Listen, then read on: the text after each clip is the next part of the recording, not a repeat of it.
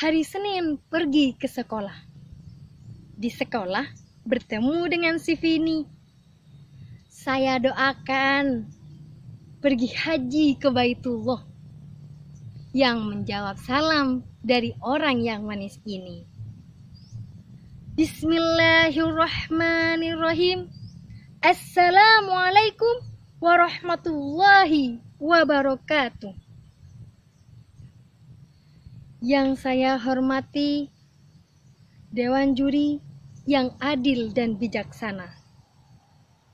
Yang saya hormati Panitia Fordakom 2022. Dan yang saya hormati hadirin yang dirahmati Allah.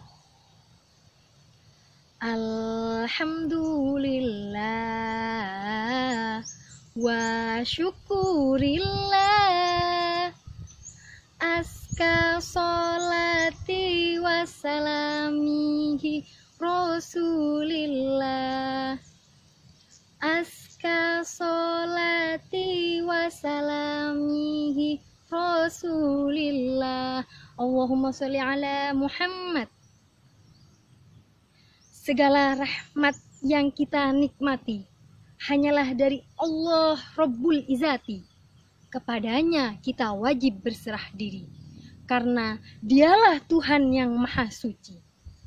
Sholawat serta salam semoga tetap tercurah limpahkan kepada Nabi sejati, pembawa risalah yang penuh bukti menuju kehidupan yang pasti, sang baginda penyejuk hati, Nabi Muhammad Sallallahu Alaihi Wasallam. Saya ucapkan beribu terima kasih kepada Panitia Fordakom 2022 yang sudah menyelenggarakan dakwah bahasa Indonesia. Walaupun tidak bertemu secara langsung, semoga dengan video ini dapat memberikan pesan dakwah tentang teladan moderasi beragama dari Nabi Muhammad Sallallahu Alaihi Wasallam. Hadirin rahimakumullah. Allah berfirman dalam surat Al-Hujurat ayat 13 yang berbunyi, A'udzu billahi minasyaitonir rajim. Bismillahirrahmanirrahim. Ya ayyuhan nasu inna khalaqnakum min dzakarin wa unsa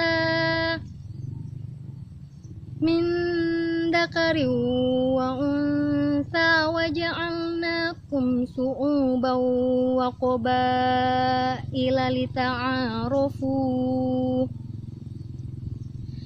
Inna akramakum indallahi atqakum. Innallaha alimun khabir.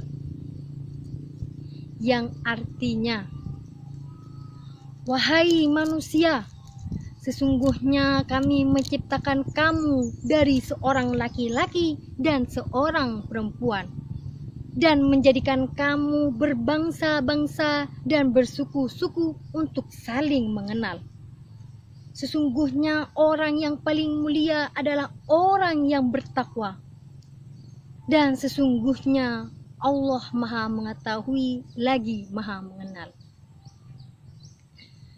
Dari ayat tersebut sangat jelas bahwa Allah menciptakan manusia untuk saling mengenal walaupun berbeda suku dan berbeda-beda kaum.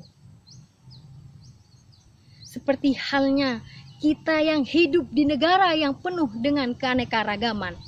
Dari ujung Sabang sampai ujung Merauke, perbedaan bahasa, suku, ras, dan agama yang sangat beraneka ragam.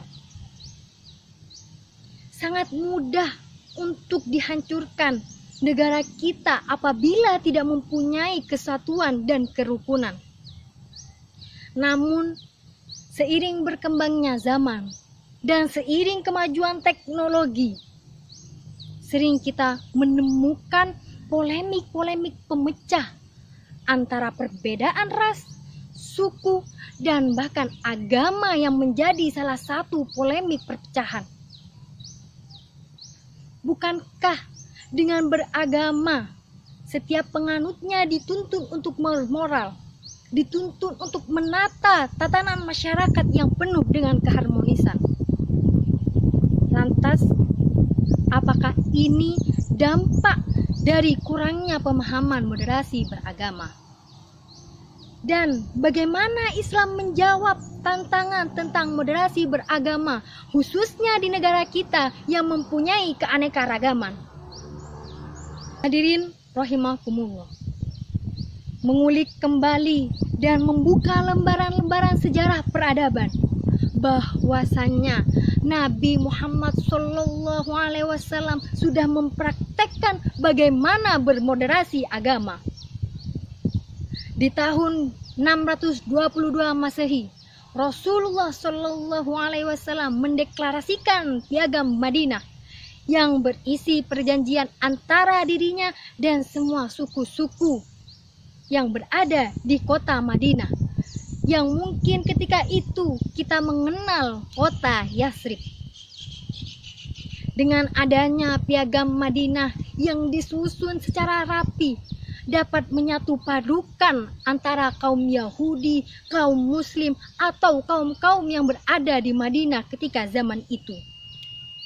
Dan bukan hanya itu, pada tahun 632 Masehi, tepat pada tanggal 9 Zulhijjah tahun ke-10 Hijrah Rasulullah, beliau berpidato di Padang Arafah yang isinya mengajak manusia ke jalan Allah dan mengajak manusia untuk saling menghargai hak-hak suci sebagai hamba Allah.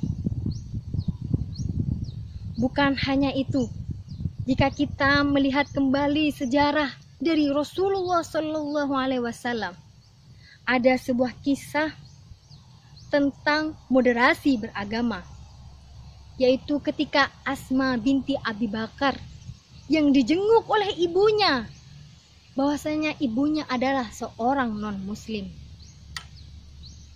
Asma binti Abi Bakar tidak langsung menemui ibunya, melainkan datang kepada Rasulullah. Ya Rasulullah, ibuku datang menemuiku.